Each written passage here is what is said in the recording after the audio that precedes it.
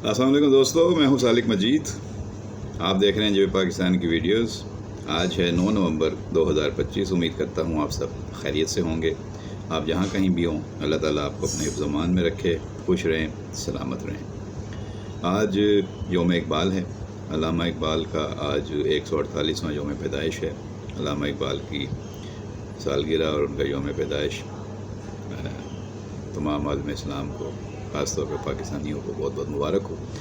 उनका जो पैगाम है उस पे हमें अमल करने की तौफीक मिले और हम उनका जो खुदी का पैगाम है उसको समझें और उस पर अमल कर सकें।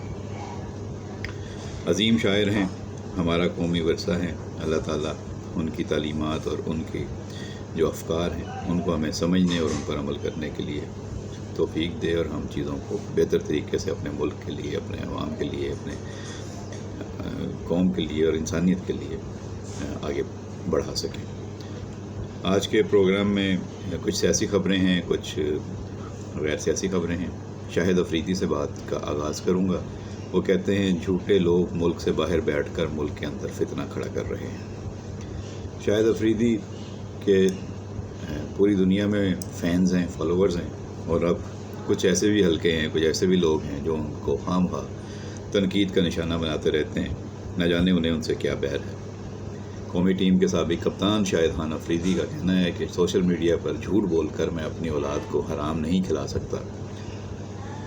सोशल मीडिया पर वायरल वीडियो में एक तकरीब के दौरान शाहिद अफरीदी से सवाल किया गया, सोशल मीडिया पर एक ख़ास तबका आपके ख़िलाफ़ मनफी बातें करता है, हालांकि आप हमारे कौमी हीरो हैं और आप हमारे मुल्क के असल हीरोज़ के साथ खड़े होते हैं, जिस पर आपकी तारीफ़ बनती है, लेकिन लोग आप समेत उन हीरोज़ के ख़िलाफ़ मनफी मुहिम चलाते हैं। इस बारे में आपका क्या ख्याल है? शाहिद अफरीदी के लिए मौका अच्छा था कि वो इस पे वो जब भी उन्हें बॉल मिलती है वो तो ऐसी छक्का मारते हैं। छक्के वाली बॉल ना भी हो तो छक्का मार देते हैं। और फिर ये सवाल तो उनके लिए एक ऐसी बॉल था जिस पे छक्का क्या, ग्राउंड से बाहर फेंकने वाली बॉल थी, और उन्होंने वो कर दिया। शाहिद अफरीदी ने जवाब दिया, मुझे इन लोगों की अगर फ़िक्र होती तो मैं कभी भी बात नहीं करता। मुझे सोशल मीडिया पर झूठ बोलकर ज़्यादा लाइक्स या व्यूज़ कमाने का शौक़ नहीं है। मेरा सोशल मीडिया मेरी कमाई का ज़रिया नहीं है। उन्होंने कहा कि सोशल मीडिया पर झूठ बोलकर अपनी औलाद को हराम नहीं खिला सकता, इसलिए मैं सोशल मीडिया बहुत ज़्यादा इस्तेमाल भी नहीं करता। कौमी टीम के साबिक़ कप्तान ने किसी का नाम लिए बगैर कहा कि कुछ लोग हैं जो रजिस्टर्ड झूठे हैं। वो कहते थे कि हम पाकिस्तान छोड़कर कभी नहीं जाएंगे। आज भी उनकी बातें रिकॉर्ड पर हैं, लेकिन मैंने खुद वीडियो में देखा कि गधे के ऊपर गधा बैठ कर जा रहा था। उन्होंने कहा कि मेरा कहने का मतलब ये है कि झूठे लोग मुल्क से बाहर बैठकर मुल्क के अंदर फितना खड़ा कर रहे हैं। मेरा इनसे सवाल है कि आप नौजवानों को क्या डायरेक्शन दे रहे हैं? शाहिद अफरीदी ने इन लोगों को मुखातिब करते हुए कहा कि अगर आप इतने ही दिलेर और मुहब्बे वतन हैं तो आएँ, पाकिस्तान आएँ और यहाँ इनकलाब लेकर आएँ, लेकिन नौजवानों को गलत सिमत ना दो, झूठ ना बोलो। तो बिल्कुल जी, शाहिद अफरीदी की बातें बिल्कुल ठीक हैं, 16 आने ठीक हैं, और मैं तो इसकी तायद करता हूँ और समझता हूँ कि वो जो बातें कर रहे हैं यही है कि हमारे नौजवानों को जो लोग गुमराह कर रहे हैं, बाहर बैठकर खुद डॉलर कमा रहे हैं सोशल मीडिया से, उन्होंने सोशल मीडिया के प्रोग्रामों को अपनी कमाई का ज़रिया बनाया हुआ है और नौजवानों को जो है वो उन्होंने जो है वो गुमराह किया हुआ है। तो ये नहीं होना चाहिए। अच्छा जी, पीपल्स पार्टी के रुकन कौमी असम्बली अब्दुल कादिर पटेल के साहबजादे अब्बास पटेल की शादी की तकरीब थी। शादी हुई है इस्लामुद्दीन शेख साहब की बेटी से, और बहुत बड़ा सियासी इज्तिमा भी था, सोशल गैदरिंग थी। सदर आसिफ अली ज़रदारी, चेयरमैन बिलावल भुट्टो ज़रदारी, आसफा भुट्टो और वज़ीर आला और गवर्नर समेत सारी ही नामवर सियासी शख्सियात शामिल थीं। नए जोड़े के लिए, दूल्हा दुल्हन के लिए बहुत सी दुआएं। अल्लाह ताला उनको ज़िंदगी के नए सफ़र में कामयाब करे, हमेशा खुशियाँ और कामयाबियाँ मिलें। आगे बढ़ते हैं। पाकिस्तान ने ऑस्ट्रेलिया को सेमीफाइनल में हराया है हांगकॉन्ग के सुपर सिक्सेस में। ऑस्ट्रेलिया ने पहले खेलते हुए 6 ओवरों में 120 रन बनाए थे, 5 खिलाड़ी आउट हुए थे। पाकिस्तान ने पहले खेलते हुए 6 ओवरों में 121 रन बनाए थे, 2 विकेटों के नुकसान पर। ऑस्ट्रेलिया उसको चेस कर रहा था और 5 विकेटों के नुकसान पर 120 रन बना सका, और पाकिस्तान ने एक सनसनीखेज मुकाबले के बाद सेमीफाइनल में 1 रन से फतह हासिल की। दूसरे सेमीफाइनल में जो पाकिस्तान के बाद खेला गया, कुवैत ने इंग्लैंड को हरा दिया, और अब पाकिस्तान और कुवैत का फाइनल है। جب یہ ویڈیو اب تک پہنچے گی تو فائنل شروع ہو چکا ہوگا، یا فائنل کا رزلٹ آپ کے سامنے آ چکا ہوگا۔ اس سے پہلے راؤنڈ میچ میں کویت اور پاکستان کا میچ ہوا تھا، پاکستان نے کویت کو ہرا دیا تھا، وہ بھی ایک کلوز میچ تھا۔ تو کویت کی ٹیم بہت اچھی ہے، تو پاکستان اور کویت کا فائنل جو ہے وہ دیکھنے سے تعلق رکھتا ہے۔ پاکستانی سپر سکسز کے جو کپتان ہیں وہ عباس افریدی ہیں، اور پاکستان کے کھلاڑی اس میچ میں بہت اچھا کھیل رہے ہیں۔ اچھا جی، آپ کے ساتھ دو باتیں آپ کو اہم ڈسکس کرنی ہے۔ ایک تو ریمیٹنسز کی ہیں کہ پاکستان نے اکتوبر کے مہینے میں جو پاکستانی باہر بیٹھے ہوئے ہیں ہمارے بھائی بہن، انہوں نے جو اپنے ملکوں میں پیسے بھیجے ہیں وہ ایک نیا ریکارڈ توڑ دیا، نیا ریکارڈ قائم کر دیا، پرانے سارے ریکارڈ توڑ دیے ہیں۔ 3 ارب 40 کروڑ ڈالر انہوں نے اکتوبر کے مہینے میں پاکستان بھیج دیے، جس سے جو ہمارا یہ جو مالی سال چل رہا ہے 2026 کا، پہلے 4 مہینے میں ہی 9.3% انکریز اس میں ہوئی ہے۔ تو سعودی عرب، یو اے ای جو ہیں وہ ہمارے مین سورس ہیں، باہر سے جو زر مبادلہ آتا ہے۔ اس دفعہ حکومت نے مالی سال کے 12 مہینوں میں 40 ارب ڈالر کا ٹارگٹ رکھا ہوا ہے کہ باہر سے یہ پیسے پاکستان کے ریمیٹنس کی صورت میں آئیں گے۔ تو 12 مہینے میں 40 ارب ڈالر کا ٹارگٹ ہے، اور شروع کے 3 مہینے میں ہی آپ کو تقریباً 12 ارب ڈالر سے زیادہ، 12 ارب اور 95 کروڑ ڈالر آ چکے ہیں، تقریباً 13 ارب آ چکے ہیں۔ تو اگر 4 مہینے میں 13 ارب ڈالر آ گئے ہیں تو سوچ لیجئے کہ باقی 8 مہینے میں مزید کتنے آئیں گے۔ تو یہ 40 ارب کا ٹارگٹ پاکستان اچیو کرے گا انشاءاللہ، بلکہ زیادہ ہی کرے گا۔ اچھا، یہ میں نہیں کہہ رہا ہوں، اسٹیٹ بینک کی رپورٹ آئی ہے، اسٹیٹ بینک کی رپورٹ روزنامہ ڈان اخبار جو انگریزی کا پاکستان کا معتبر اخبار ہے اس میں شائع ہوئی ہے۔ اس میں رپورٹ میں شاہد اقبال صاحب کی رپورٹ ہے، اور اس میں بتایا گیا ہے کہ پاکستان نے ایک نیا ریکارڈ قائم ہوا ہے، اور ریمیٹنس جو آئے ہیں تو 3.4 ارب ڈالر کے ریمیٹنس اکتوبر کے مہینے میں آئے ہیں، جو ایک نیا ریکارڈ ہے۔ اس سے پہلے جو کوئی ریکارڈ تھا وہ اس سے کم تھا۔ اسی طرح وہ بتاتے ہیں کہ جی جو پہلے 4 مہینے ہیں فسکل ایئر 26 کے، فائنینس ایئر کے، اس میں جو 9.3% کا اضافہ ہوا ہے، اور ایئر ٹو ایئر اگر دیکھا جائے تو یہ اب 12.9 ارب ڈالر تک پہنچ گئے ہیں، جو پچھلے اسی عرصے میں 11.85 ارب تھے۔ تو یہ اچھی بات ہے، پاکستان میں مسلسل اضافہ ہوا ہے، یعنی اسی پیریڈ میں اگر دیکھا جائے تو 1 ارب اور 1 کروڑ روپے کا اضافہ ہوا، اور 1 ارب 10 کروڑ ڈالر کا اضافہ ہوا۔ تو اکتوبر کا مہینہ بہت اچھا رہا ہے، ریمیٹنسز جو ہیں وہ 7.4% زیادہ رہے ہیں ستمبر کے مہینے میں۔ تو اوور آل پاکستان کو جو پیسے باہر سے بھیجے جا رہے ہیں ان میں سعودی عرب میں پاکستانی جو ہیں وہ سب سے زیادہ پیسے بھیج رہے ہیں۔ انہوں نے جو ہے وہ پاکستانی حکومت کی پالیسیوں پر بھرپور اعتماد کا اظہار کیا ہے، اور پاکستان میں سب سے زیادہ پیسے سعودی عرب سے آئے ہیں، جو 3.25 ارب ڈالر بنتے ہیں، 3 ارب اور 32 کروڑ ڈالر بنتے ہیں۔ اس کے بعد یو اے ای سے سب سے زیادہ پیسے آئے ہیں، جو 2 ارب 68 کروڑ ڈالر بنتے ہیں۔ تو اس طرح یہ 2 ملک جو ہیں سعودی عرب اور یو اے ای، یہیں سے تقریباً ہمیں آپ کہہ سکتے ہیں کہ 6 ارب ڈالر تو یہیں سے آ گئے، جبکہ جو گلف کنٹریز ہیں دیگر، جس میں سعودی عرب اور یو اے ای کو ہٹا دیں تو وہاں سے بھی 1 ارب اور 2 کروڑ ڈالر ہیں۔ تو اس طرح جو گلف کنٹریز ہیں یہاں سے پاکستانی بہت زیادہ پیسہ بھیج رہے ہیں، اور پاکستان کی حکومت ان کی شکر گزار ہے، پاکستان کی حکومت کی پالیسیوں پر ان کا اعتماد ہے کہ وہ پاکستان میں اتنے پیسے بھیج رہے ہیں۔ ان کے علاوہ یورپی یونین کنٹریز سے بھی کافی پیسے آئے ہیں، 19% اضافہ ہوا ہے اس میں، اور 1 ارب 37 کروڑ ڈالر یورپی یونین ممالک سے پاکستان میں ریمیٹنس کے طور پہ بھیجے گئے ہیں، اور یہ بھی سب سے زیادہ جو ہیں وہ ریکارڈ اب قائم ہوتا جا رہا ہے۔ اسی طرح یونائٹڈ اسٹیٹس جو ہے وہ بھی امریکہ سے جو پیسے آئے ہیں وہ 1 ارب 85 کروڑ ڈالر آئے ہیں جی، اور یو کے سے جو پیسے آتے ہیں اس کے مقابلے میں وہ 4.7 ارب ڈالر جاتا ہے، 4.7% جاتا ہے۔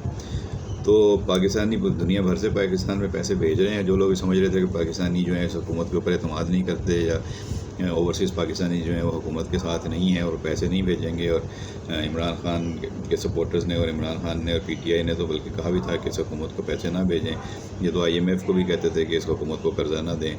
تو یہ تو ملک کی معاملات کو فائنینشلی طور پہ کمزور کرنا چاہ رہے تھے اور اس حکومت کو جام کرنا چاہ رہے تھے، لیکن اس حکومت نے پاکستان کو ڈیفالٹ سے بچایا اور پاکستان کی معیشت کو پیروں پر کھڑا کیا، اور اپنی پالیسیوں سے اور فیصلوں سے عوام کے دل جیتے ہیں اور سمندر پار پاکستانیوں پر کا اعتماد بھی حاصل کیا ہے. تو اب آپ دیکھ لیں کہ $40 ارب کا ہدف ہے سال میں، اور پہلے 4 مہینوں میں ہی $12 ارب آ چکے ہیں، اور سب سے زیادہ پیسے جو ہے اس کا نیا ریکارڈ قائم ہو گیا اکتوبر کے مہینے میں. تو یہ اچھی خبر تھی، میں نے کہا پہلے آپ کو اچھی خبر سنا دوں. اچھا جی، اب آگے بڑھتے ہیں خبروں میں، اور ہم آپ کو یہ بتائیں کہ سری لنکا کی ٹیم جو ہے وہ سری لنکا کی قیادت میں اسلام آباد پہنچ گئی ہے، اور 11 تاریخ کو پہلا ون ڈے میچ ہونا ہے. 11 سے 15 تک راولپنڈی کرکٹ اسٹیڈیم میں پاکستان اور سری لنکا کے درمیان 3 ون ڈے میچز کی سیریز کھیلی جائے گی. پہلے تو آپ کو مبارک ہے، پاکستان نے جنوبی افریقہ کو شاندار طریقے سے ون ڈے سیریز میں 2-1 سے شکست دے کر ٹرافی جیت لی. پاکستان کی فتوحات کا سلسلہ جاری ہے، اور پاکستان نے جو ہے وہ T20 سیریز بھی جیتی. اب پاکستان نے ون ڈے سیریز بھی جنوبی افریقہ سے جیت لی. تو اب سری لنکا سے تین ون ڈے میچوں کی سیریز 11 سے 15 نومبر تک راولپنڈی میں کھیلی جائے گی. پہلا میچ 11 نومبر کو، دوسرا 13 کو، تیسرا 15 نومبر کو راولپنڈی میں ہوگا. 3 ون ڈے انٹرنیشنل میچز کے بعد T20 ٹرائنگولر سیریز کا آغاز ہوگا، جس میں پاکستان، زمبابوے اور سری لنکا کی T20 ٹرائنگولر سیریز کی ٹیمیں آپس میں کھیلیں گی. اور وہ سیریز جو ہے وہ راولپنڈی اور لاہور میں 17 سے 29 نومبر تک کھیلی جائے گی. تو کرکٹ فینس کے لیے اچھی خبریں کہ کرکٹ ہی کرکٹ ہے، اور پاکستان جیت بھی رہا ہے، تو پاکستان کو بہت جو ہے وہ اس چیز کی خوشی ہے پاکستانی فینس کو. Golden team Pakistan, thank you Faisal آباد، یہ کہا ہے محسن نقوی صاحب نے سیریز جیتنے کے بعد جنوبی افریقہ سے. اور بابر اعظم نے انٹرنیشنل کرکٹ میں ایک اور سنگ میل عبور کر لیا ہے. انٹرنیشنل کرکٹ میں ان کے 15,000 رنز مکمل ہو گئے ہیں. پاکستان کے لیے ایک اور اعزاز ہے. بابر اعظم پاکستان کا اثاثہ ہیں، وہ جتنا اچھا کھیلیں گے پاکستان ٹیم اتنا ہی اچھا پرفارم کرے گی. اور کپتان، فاتح کپتان جو ہیں شاہین افریدی، ون ڈے سیریز کے، ان کا کہنا ہے کہ بولنگ شاندار رہی، اسپنرز نے میچ کنٹرول کیا. تو جی پاکستانی اسپنرز کو شاباش ہے. آپ نے ابرار کو کیوں نہیں کھلایا تھا دوسرے میچ میں؟ ہر کوئی پوچھ رہا ہے. دوسرے میچ میں بھی کھلا لیتے تو شاید اتنی مار نہ پڑتی آپ کو جنوبی افریقہ کے وکٹ کیپر بیٹسمین سے. بہرحال پاکستان جیت گیا، پرانی باتیں ختم، اور آگے بڑھیں. مبارک ہو، اور سری لنکا کے خلاف اچھا کھیلیں. اچھا جی، 27ویں ترمیم پر نون لیگ سے مذاکرات. پیپلز پارٹی نے صدر کے لیے تاحیات استثناء اور نائب خاتمے کے مطالبات پیش کر دیے ہیں. اس حوالے سے بہت سی خبریں ہیں. انصار عباسی صاحب نے اسلام آباد سے رپورٹ کیا ہے کہ اس طرح کا مطالبہ پیپلز پارٹی کی طرف سے سامنے آیا ہے کہ آئین کی شیخ 248 صدر کو اپنے عہدے کی مدت کے دوران کسی بھی فوجداری کارروائی سے استثناء دیتا ہے. اس حوالے سے درج ہے کہ کسی بھی عدالت میں صدر اور گورنر کے خلاف ان کے عہدے کی مدت کے دوران کسی بھی قسم کی کوئی فوجداری کارروائی نہ تو شروع ہو سکتی ہے، نہ ہی جاری رہ سکتی ہے، خواہ وہ کچھ بھی ہو. تاہم اس کے باوجود پیپلز پارٹی نے ان کے صدارتی عہدے کی مدت سے آگے تا عمر استثناء کا تقاضا کر ڈالا. اس کا مطلب یہ ہوا کہ اگر پارلیمنٹ اور اس کی منظوری دے دیتی ہے تو صدر کے خلاف نئی یا پرانی کوئی فوجداری کارروائی ان کے عہدہ چھوڑنے کے بعد بھی نہیں ہو سکتی. پارٹی نے نیب ختم کرنے کا تقاضا بھی کیا ہے، جو کہ میثاق جمہوریت کا حصہ بھی ہے، جس پر پیپلز پارٹی اور نواز لیگ کے 2006 میں دستخط کیے تھے. میثاق جمہوریت میں کہا گیا تھا کہ نیب کو ایک خود مختار احتساب کمیشن سے تبدیل کر دیا جائے گا، جو کہ پارلیمانی نگرانی میں شفاف طریقے سے کام کرے گا. ترمیم کا حتمی مسودہ پارلیمانی باڈی کا جائزہ مکمل ہونے کے بعد اس وقت کوئی صورت اختیار کرے گا جب اس کی رپورٹ قومی اسمبلی اور سینٹ میں پیش کی جائے گی. تو پیپلز پارٹی کے سینئر رہنما مرتضیٰ وہاب، جو مجوزہ 27ویں آئینی ترمیم پر PMLN کے ساتھ مذاکرات کرنے والی پارٹی ٹیم کا حصہ تھے، انہوں نے گفتگو کرتے ہوئے اس رپورٹر کو بتایا کہ پیپلز پارٹی نے صدر، گورنر، وزیر اعظم، وزراء اعلیٰ اور وزیروں کو حاصل وہ اصل آئینی تحفظ جو آئین کے آرٹیکل 248 کے تحت موجود تھا بحال کرنے کا مطالبہ کیا ہے، جسے سابق چیف جسٹس افتخار چودھری نے غیر آئینی طور پر ختم کر دیا تھا.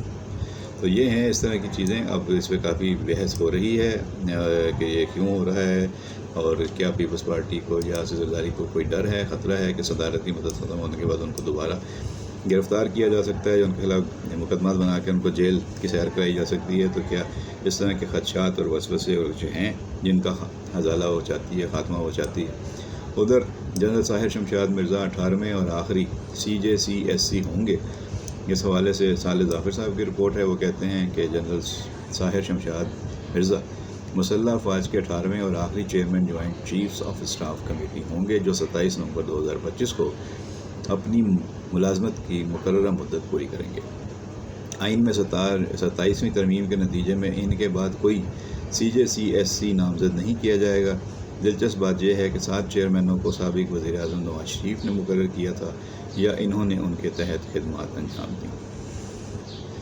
اور جنرل مرزا اس عہدے پر اپنے 3 سال مکمل کر رہے ہوں گے ہفتے کے روز، جبکہ مرحوم جنرل اقبال خان سب سے طویل عرصے تک CJCSC رہے، جنہوں نے 3 سال اور 344 دن تک یہ عہدہ سنبھالا۔ ریٹائرڈ جنرل اشفاق پرویز کیانی نے اس عہدے پر صرف 50 دن گزارے، جنہوں نے کم ترین مدت تک یہ عہدہ سنبھالا، کیونکہ وہ اسے قائم مقام چارج کے طور پر سنبھال رہے تھے۔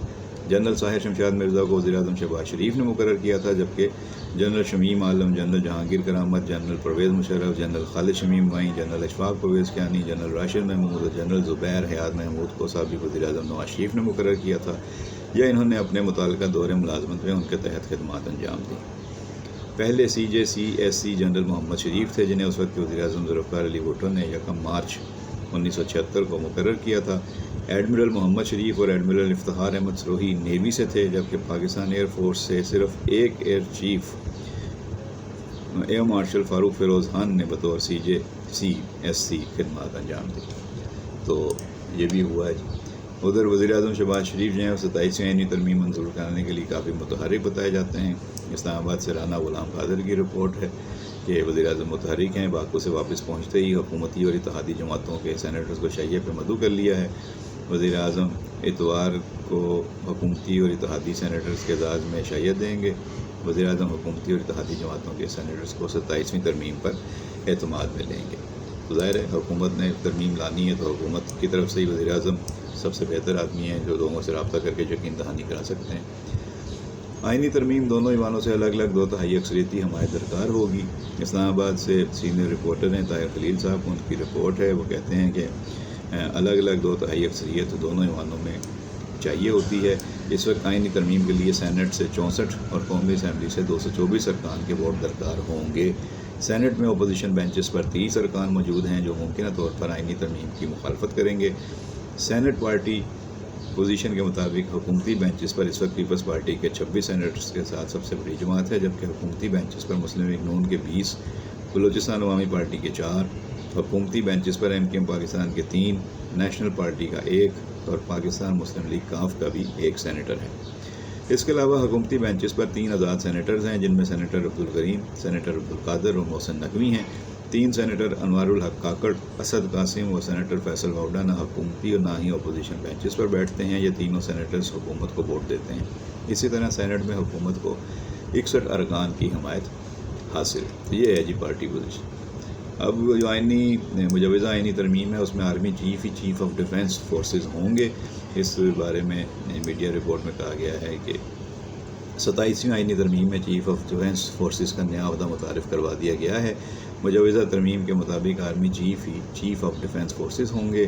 27ویں آئینی ترمیم کے اہم نکات سامنے آئے ہیں، جس کے مطابق آرمی چیف، نیول چیف اور ایئر چیف کا تقرر صدر وزیر اعظم کی ایڈوائس پر کرے گا۔ Chairman joint chief of staff committee کا عہدہ ختم ہو جائے گا۔ وزیر اعظم چیف آف ڈیفنس فورسز کی تجویز پر پاک آرمی سے کمانڈر نیشنل اسٹریٹجک کمانڈ کا تقرر کرے گا۔ Field marshal, marshal of air force اور ایڈمرل آف فلیٹ کا رینک حاصل کرنے والا تا حیات یونیفارم میں رہے گا۔ Field marshal, marshal of air force اور ایڈمرل آف فلیٹ کا رینک اور مراد بھی تا حیات رہیں گی۔ تو یہ مزید کچھ چیزیں سامنے آنا شروع ہو گئی ہیں جس پر اب لوگ بحث کر رہے ہیں۔ اچھا جی، ایک اور خبر شامل کرتے ہیں کہ نائمہ خان کا اشفاق احمد سے کیا تعلق ہے۔ پاکستان شوبز انڈسٹری سے وابستہ سینئر اداکارہ نائمہ خان نے انکشاف کیا ہے کہ لیجنڈ رائٹر اشفاق احمد سے ان کی خاندانی وابستگی ہے۔ حال ہی میں سینئر اداکارہ نے نجی ٹی وی چینل کے پروگرام میں بطور مہمان شرکت کی، جہاں انہوں نے مختلف امور پر کھل کر گفتگو کی۔ انٹرویو کے دوران ایک سوال کے جواب دیتے ہوئے انہوں نے انکشاف کیا کہ معروف ادیب اور ڈرامہ نگار اشفاق احمد میرے قریبی رشتہ دار تھے۔ اشفاق احمد میری والدہ کے کزن اور میرے ماموں تھے۔ سینئر اداکارہ نے بتایا کہ والدہ ریڈیو پاکستان میں صداکار تھیں، مگر جب میں نے شوبز میں قدم رکھنے کی خواہش کا اظہار کیا، ماموں کے سامنے کیا، تو انہوں نے مجھے تاکید کی کہ ان کا نام کبھی استعمال نہ کروں ورنہ لوگ مجھے اقربا پروری کی پیداوار کہیں گے، اس لیے 35 برس تک اس بات کو میڈیا سے پوشیدہ رکھ۔ بڑی بات ہے۔ اچھا جی، ہائی کورٹ نے سندھ کے چڑیا گھروں کے مرحلہ وار خاتمے کے لیے کمیٹی بنا دی ہے۔ اب चिड़िया घरों से मादा रीछ रानों की मुंतकिली का केस का तहरीरी हुक्मनामा जारी कर दिया गया है। जो लोग इन चीज़ों को फॉलो कर रहे हैं उनके लिए अहम खबर है कि अब इसकी आइंदा समाअत 21 नवंबर को होगी। अब मुस्तकबिल में इन चिड़िया घरों का क्या होगा बच्चों के लिए और उनके पेरेंट्स के लिए, ये सवाल है कि वो बच्चों को ये जानवर कहाँ दिखाया करेंगे, क्या सिर्फ फिल्मों में या सिर्फ ड्रामों में या सिर्फ सोशल मीडिया पर। अच्छा जी, भारत से खबर है कतरीना कैफ और उनके बेटे को अस्पताल से डिस्चार्ज किया जा रहा है। बॉलीवुड की मशहूर अदाकारा हैं कतरीना कैफ बेटे की पैदाइश के बाद अस्पताल में थीं। शादी के 4 साल बाद कतरीना कैफ और विक्की कौशल के यहाँ पहले बच्चे की पैदाइश हुई, जिस पर उन्हें दुनिया भर से मुबारकबादें मिली हैं। 42 साल कतरीना कैफ ने मुंबई के अस्पताल में बेटे को जन्म दिया, जिसके बाद माँ और बेटा दोनों खैरियत से हैं और उनको काफ़ी मुबारकबादें मिल रही हैं। 9 दिसंबर 2021 को कतरीना कैफ और विक्की कौशल ने राजस्थान के रिजॉर्ट में शाही अंदाज में शादी की थी। तो कतरीना के फैंस काफ़ी खुश हैं। अच्छा जी, भारत में सरकारी स्कूल में 15 साल लड़की से इज्तिमाई ज़्यादती का वाक़या पेश आया है। भारत से अच्छी खबरें इस हवाले से नहीं आती हैं। वहाँ ख़वातीन को बहुत तंग किया जाता है, बहुत मसाइल हैं ख़वातीन के लिए। भारत से ही खातून ने बाइक राइडर्स के नामुनासिब अंदाज में छूने की वीडियो भी शेयर कर दी है, जिससे भारत के माहौल का और वहाँ के एनवायरनमेंट का अंदाज़ा लगा सकते हैं कि किस तरीके का वहाँ का माइंड सेट है।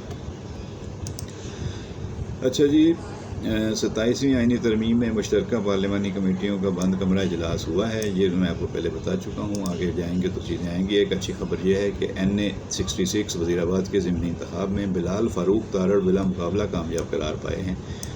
ये वफाकी वज़ीर अताउल्लाह तारड़ के छोटे भाई हैं और बिला मुकाबला मुंतखब हो जाना कौमी असम्बली में, वो भी वज़ीराबाद से, ये कोई आसान नहीं था। लेकिन ये इनकी मकबूलियत और इनकी पार्टी के ऊपर लोगों का एतमाद है कि ये जीत कर आ गए हैं। ये नशिस्त रवां साल अगस्त में पाकिस्तान तहरीक इंसाफ पंजाब के सदर और रुकन कौमी असम्बली मोहम्मद अहमद चट्ठा को 9 मई के फसादात से मुतालिक केस में सज़ा सुनाने के बाद खाली हुई थी। ज़िमनी इंतखाब 18 सितंबर को होना था, मगर वज़ीराबाद और इसके नवाही इलाकों में शदीद बारिशों के बायस आने वाले सैलाब के पेश नज़र मुलतवी किया गया था। नई तारीख 23 नवंबर थी, लेकिन ये बिला मुकाबला मुंतखब हो गए। तो बहुत बहुत मुबारक हो जनाब अता तारड़ साहब के भाई बिलाल फ़ारूक तारड़ को बिला मुकाबला मुंतखब होने पर। अच्छा जी, अपोजिशन इत्तेहाद का मुजवज़ा 27वीं तरमीम के खिलाफ मुल्क गिर एहतजाजी तहरीक चलाने का ऐलान सामने आ गया है। इस सिलसिले में तहरीक के तहफ़्फ़ुज़ आईन पाकिस्तान के सरबराह महमूद खान अचकज़ई और वाइस चेयरमैन अल्लामा नासिर अब्बास ने मुल्क गिर एहतजाजी तहरीक का ऐलान किया है और आवाम को एहतजाज में शामिल होने की अपील की है। अब देखते हैं इस तहरीक का आगे चलकर क्या बनता है। जो लोग बाहर हैं वो भी तो जेलों में ना चले जाएँ, और जो लोग पहले जेलों में उनके साथ क्या होगा। बहरहाल नौजवानों को निकालने की कोशिश होगी सड़कों पर। देखते हैं अपोजिशन की इस तहरीक की कॉल पर अवाम का क्या रद्द-ए-अमल आता है।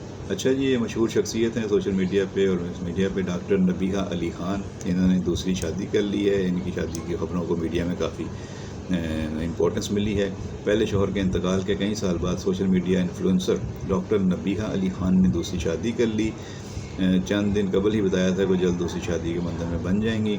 उन्होंने बताया कि इनके होने वाले शौहर तुर्क मर्दों की तरह खूबसूरत हैं और इन्होंने खुद से कम उम्र लड़के से शादी कर ली है। साबिक न्यूज़ एंकर फराह इकरार ने डॉक्टर नबीहा अली की शादी की वीडियो शेयर की, जिसमें उन्हें रूसी लिबास में दुल्हन के रूप में देखा गया। डॉक्टर नबीहा अली ख़ान ने निकाह और शादी की तकरीबात में शिरकत करने पर फराह इकरार का शुक्रिया भी अदा किया, जबकि उन्होंने नेक ख्वाहिशात का इज़हार करने वाले मदाहों का भी शुक्रिया अदा किया।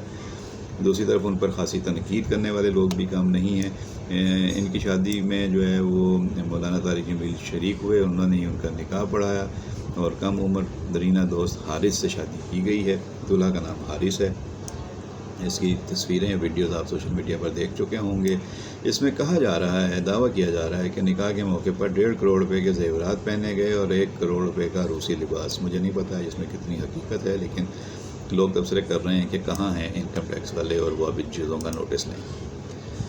अच्छा जी, गवर्नर पंजाब का बयान है कि फील्ड मार्शल सैयद आसिम मुनीर इस मुल्क के लिए इनाम है। अगर भारत और चाइना से मुकाबला करना है तो एनर्जी के हवाले से कीमतें मज़ीद कम करने की ज़रूरत है। पाकिस्तान में गैर मुल्की सरमायाकारों ख़ुसूसन अमरीकी कंपनियों के लिए हालात को बेहतर बनाने की ज़रूरत है। ये उन्होंने कहीं बयान दिया है। अच्छा जी, سندھ میں ڈینگی پھیل رہا ہے اور 24 گھنٹوں میں 999 کیسز مثبت سامنے آ گئے ہیں. یہ خطرناک الارمنگ بات ہے. اس پہ پاکستانی حکام کو، متعلقہ حکام کو توجہ دینی ہوگی. یہ تھی آج کی اہم خبریں. دعا کریں کہ سپر سکسز میں پاکستان جو ہے کویت کو ہرا کر یہ ٹورنامنٹ بھی ہانگ کانگ میں اپنے نام کر لے. اور جن دوستوں نے ابھی تک ہمارا چینل سبسکرائب نہیں کیا ان سے درخواست ہے کہ چینل کو سبسکرائب کریں، گھنٹی کا بٹن دبائیں، ہماری حوصلہ افزائی کریں. ویڈیو پسند آئی ہو تو لائک اور شیئر کریں اور کمنٹ باکس میں اپنی رائے کا اظہار ضرور کریں. بہت شکریہ.